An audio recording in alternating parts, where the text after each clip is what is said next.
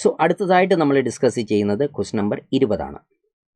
So ഈ ചോദ്യം ചോദിച്ചിരിക്കുന്നത് electric charge and electric field എന്ന ചാപ്റ്ററിൽ നിന്നാണ്. അതിൻ്റെ സബ് ടോപ്പിക് എന്ന് പറയുന്നത് ഇലക്ട്രിക് ഫ്ലക്സുമായിട്ട് കണക്ട് ചെയ്തൊരു ക്വസ്റ്റ്യൻ ആണിത്. ഓക്കെ, നമുക്ക് ക്വസ്റ്റ്യൻ എന്താണെന്ന് നോക്കാം. An electric field is given by 6i cap plus 5j cap plus 3k cap. The electric flux through the surface area is 30i cap meter square എന്നും പറയുന്നുണ്ട്. Okay, അങ്ങനെ ആണ് 30i cap meter square lying in YZ plane എന്നും പറയുന്നുണ്ട്. അങ്ങനെയാണെങ്കിൽ so electric flux ആണ് നമ്മൾ കണ്ടുപിടിക്കുന്നത്. സോ ക്വസ്റ്റ്യൻ ഇങ്ങനെയാണ് പറയുന്നത്, ഒരു ഇലക്ട്രിക് ഫീൽഡ് നമുക്ക് തന്നിട്ടുണ്ട്. ഓക്കെ, അത് 3 ഡയമെൻഷണൽ ഇലക്ട്രിക് ഫീൽഡാണ്. എക്സ് ആക്സിസിലും വൈ ആക്സിസിലും ഇസഡ് ആക്സിസിലും അതിൻ്റെ കോമ്പോണൻസ് ഉണ്ട്. ഓക്കെ, ഇനി നമ്മൾക്ക് തന്നിരിക്കുന്ന ഒരു ഏരിയ, ആ ഏരിയ ഏത് പ്ലെയിനിലാണ് വെച്ചിരിക്കുന്നത്? വൈ ഇസഡ് പ്ലെയിനിലാണ് അതുള്ളത്.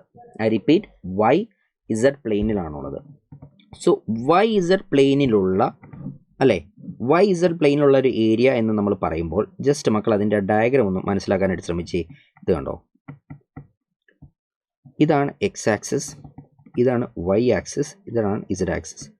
സോ വൈ ഇസഡ് പ്ലെയിനുള്ള ഒരു ഏരിയ എന്ന് പറയുമ്പോൾ ഇതാണ്, ശരിയല്ലേ? അതിൻ്റെ ഏരിയ വെക്ടർ എങ്ങനെയായിരിക്കും? ഇതായിരിക്കും അതിൻ്റെ ഏരിയ വെക്ടർ എന്ന് പറയുന്നത്.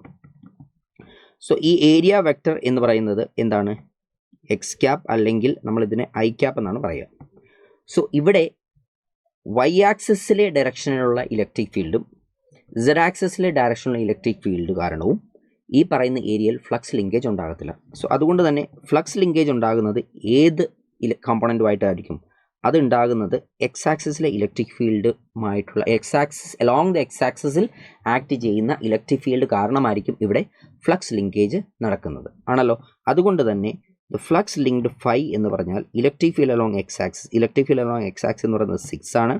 അതുപോലെ തന്നെ ഏരിയ എന്ന് പറയുന്നത് എത്രയാണ്?